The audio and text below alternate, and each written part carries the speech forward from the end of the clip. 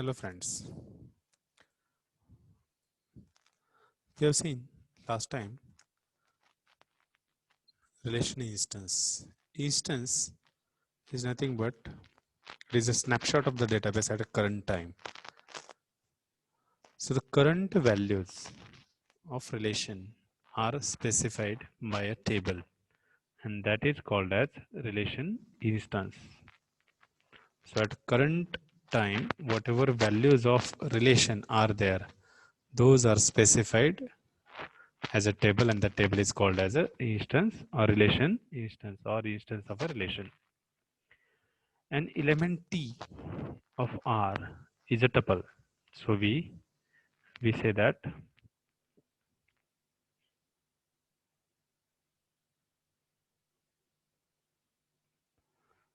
so enter this as a tuple, right? So entire element T of R is a tuple and represented by row in a table. So these are customer name, customer street, and customer city are column names. And all these 1, 2, 3, 4 are tuples or rows.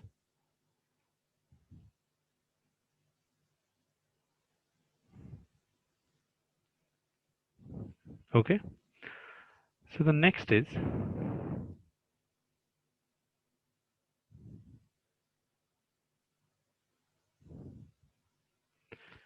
relations. Whether the relations are ordered or unordered, relations are unordered. Order of tuples, order of rows is irrelevant.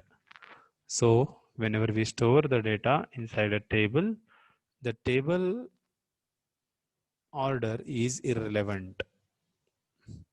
So you can see here the relation account, account number, branch name, and balance. Account number attribute contains the domain values of account. Branch name contains the domain values of branch name. And balance attribute contains the domain values of balance. And you can observe first record is A101, A215, A102, A305, A201, A222, and A217. So the relation is unordered.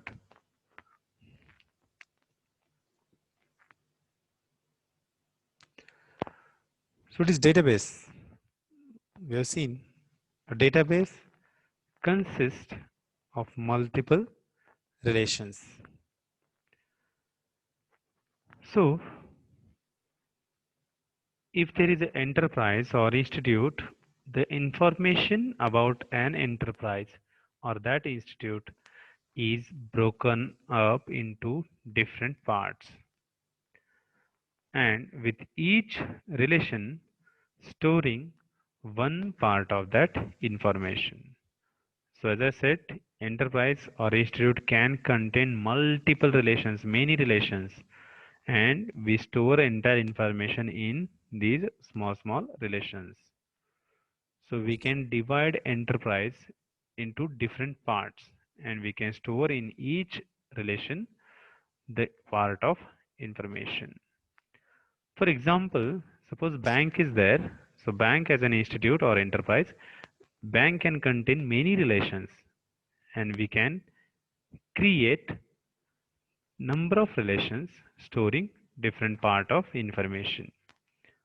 For example, as in the bank, account is one relation which stores the information about accounts. Depositor is one more relation in the bank which stores information about which the customer owns which account, and customer relation in the bank which stores information about customers.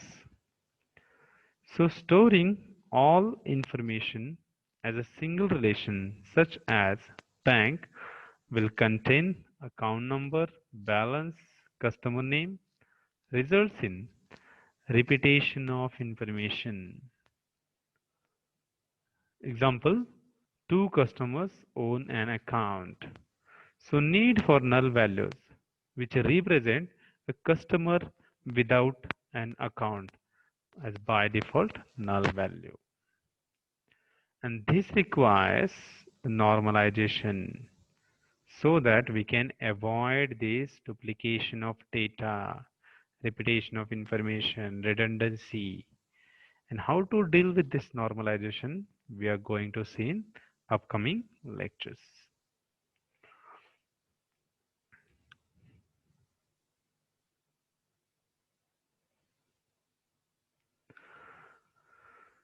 We'll see the customer relation. Now, you can see the customer relation represented by its attributes: customer name, customer street, and customer city. So customer names, customer street, and customer city contains the domain values as shown in the table. There is a depositor relation.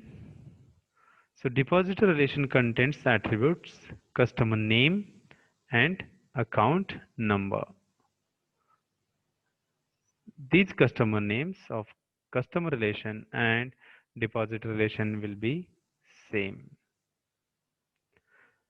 and each one having their account number. Respective account number is shown as depositor relation. For example, suppose Hayes having account number 102 have customer street Main and customer city as Harrison.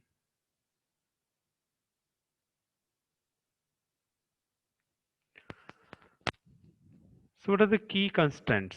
Cardinality constants. Constants, conditions. So we can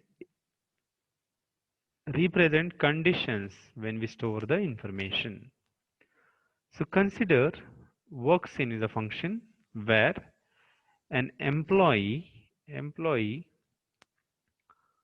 can work in many departments, and a department can have many employees.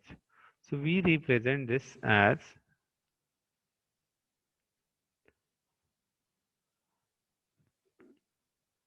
ER diagram. So employee as an entity having attribute SSN number, name of the employee, and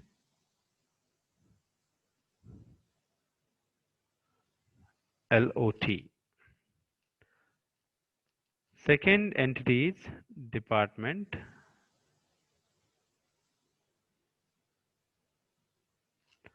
Department have department ID, department name, and budget.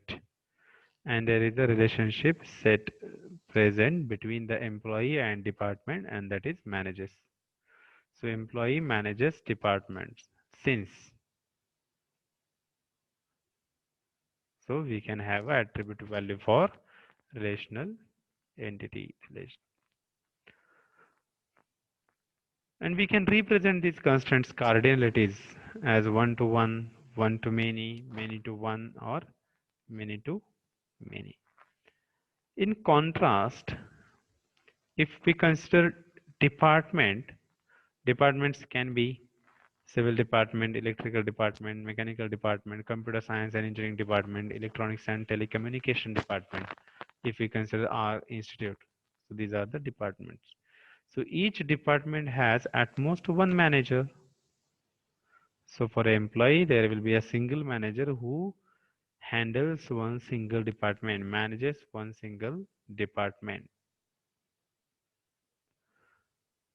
So according the key constraint, we can manage. So that can be a one-to-one. So these constraints are important because they must be enforced when implementing the database. So constraints are important when we implement the database, and we have to consider all these cardinalities, whether those are one-to-one, one-to-many, many-to-one. If we consider department, one student can have number of different teachers who teaches him for that entire class. And for 60 students, there will be only one teacher for a single subject. So likewise, we can implement all these constraints over the database. So constraints are very important when we implement the actual database, when we store the database.